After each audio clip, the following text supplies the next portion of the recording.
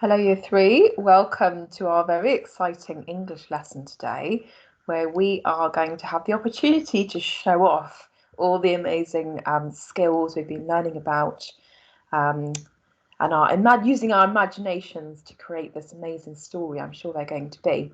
So just check you've got what you need today: a sharp pencil, your English book, and a ruler, please. Okay, can we jot down the date and hello? Pause the video and do that now.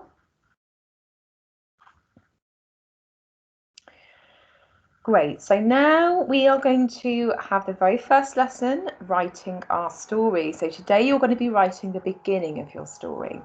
So the first thing I'd like you to do is to look at your plan.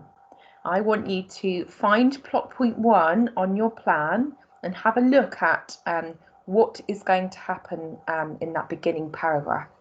There's actually not a lot that's going to happen. It should be more of a descriptive paragraph actually, and just introducing your characters. They're not really going to do a huge amount yet, your characters. It's really going to be setting the scene.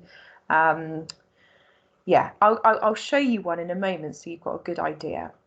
I'd like you also to pause the video in a moment and have a look at your word bank, so that you can just familiarise yourself with the words that are going to be useful for today.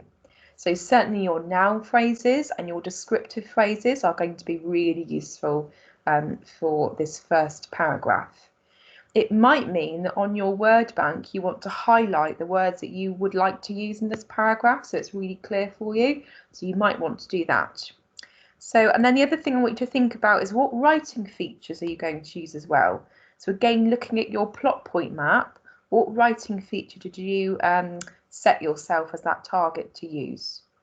So pause the video, look at those 3 things now, and then press play again when you're done.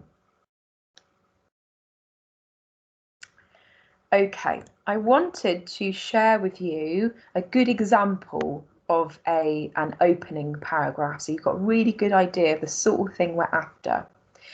With your descriptive paragraph, it's going to be quite a lengthy paragraph. We often say in school that a paragraph has to be between 3 and 12 sentences. I'm hoping that a lot of you will be able to do more than 3 sentences for this paragraph, because I think a description is only a really good description if you're talking about different things that are in your setting. So listen to this one. I'm hoping yours might be a bit chunkier than this, as I've said, but you get the idea. So we're also going to need to think of a title for yours. You don't need to use the alliteration that I have if you can't think of a good one. So you decide on your title, and then we're going to be after something like this. Here we go. Follow with your eyes on the screen. At the very bottom of the Earth in Antarctica, the winter winds were beginning to fade, and an azure blue sky stretched across the continent. Glassy icebergs gently bobbed along the freezing waters as silence filled the air. On one of those icebergs were a colony of penguins, huddled for warmth and alert for their fishy breakfast. Notice how my paragraph has got lots of description in. It's setting the scene, and it's very calm in this scene. I'm hoping yours is going to be quite a calm setting as well, because then when the predator arrives, it's going to disrupt that calmness. And then only in my last paragraph have I introduced the characters. So I'm going to, I'd like to pause the video, and I'd like you to start writing your first paragraph. And when you're done, tune back in to the video, because I've got something else I'd like you to do at the end of your paragraph. So title and your first paragraph, keeping your plot point and your word bank words in mind. Pause the video now. Okay, I'm hoping you've finished your very first paragraph. I'd like us all to now have a go at some editing of our paragraph. Normally in school we do an editing lesson at the end of the sequence, wouldn't we? But the way that this week is going, I'd like you to actually do a little, maybe 10 minutes of editing after you've written your paragraph each time. So there's going to be a little bit of repeating from me for the next couple of lessons, but I'd like you to go through the same process each time you've finished your paragraph. So a bit like in school, we're going to edit our writing, we learn from our mistakes, and we're going to improve our writing and make it better. We're going to journey through these stations to help us edit. Do you remember we talked about these stations in school? They're a really nice way of helping us edit our work, weren't they? So we're going to be on that train that we were on before. We're going to be chugging along, and we're first going to stop at punctuation point. Then we're going to stop at grammar grove. Then we're going to stop at spelling square. And finally, we're going to make our last stop the Admore Avenue. Okay, so I'm going to take you through that journey. We're going to go together. So here we are, our first stop, punctuation point. We're going to check for punctuation. Now, I've chosen 3 elements of punctuation that I'd like you to check for in your stories, in your paragraph today. I'd like you to check for capital letters.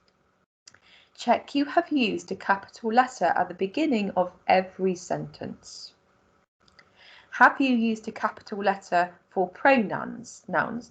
That means names, days of the week, months of the year. I can't imagine, actually no, we probably have used some pronouns. Some of you might have named a country or the place that your setting is. So check for that, and check that you haven't used capital letters where they shouldn't be. I quite often see these letters, this letter in a capital when it shouldn't be, a capital J. So do check you've got no capital J's where they shouldn't be. The next little bit I'd like you to check for is apostrophes.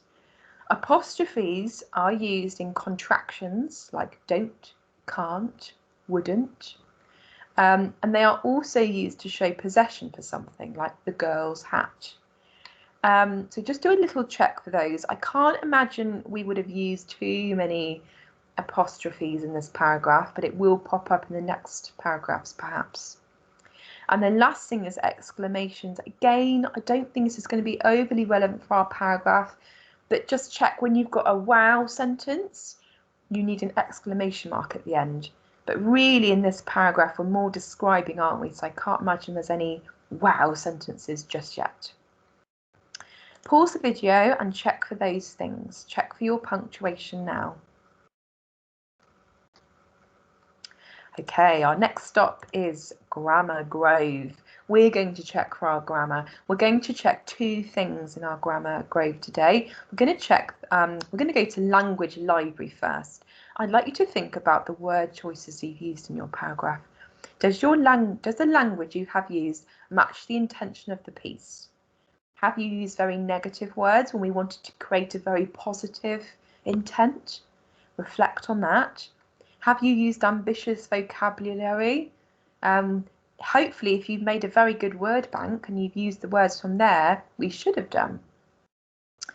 Are there any weak words that you can improve? So that could be something you do with a thesaurus or again through your word bank if you miss some off there.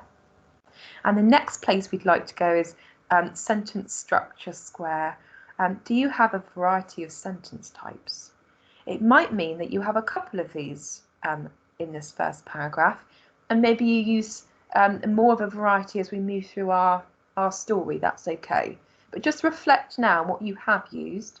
Maybe it might be a case of thinking, what could I use next time I do my paragraph, the second paragraph? Pause the video and check for grammar. Okay, our third stop today is going to be spelling square. Here, it might be useful to have a dictionary to help you check your spellings, or just remembering the ones that you probably already know. Sometimes we make silly mistakes, don't we? So I want you to check for homophones today. Homophone hotel we've got here. So homophones are words that sound the same but are spelt differently and have different meanings, like there, and there. We've done those recently in school, haven't we? So we think about those to check you've used the right spelling choice for some of those words. You may have included one or two. And near homophones as well, and something else. I can't imagine we've used a lot of those yet, but it's on there just to remind you. And the next place is keyword castle. Keywords are words that are necessary to include in our writing. They can be common words and they can be topic related words. So if you think there are some words there that are spelled incorrectly, just check using your dictionary or on Google perhaps if you haven't got a dictionary. So pause the video and check for spellings. And the last place we're going to visit today is Admore Avenue. We've reached the end of our journey. We're going to visit Extend Estate.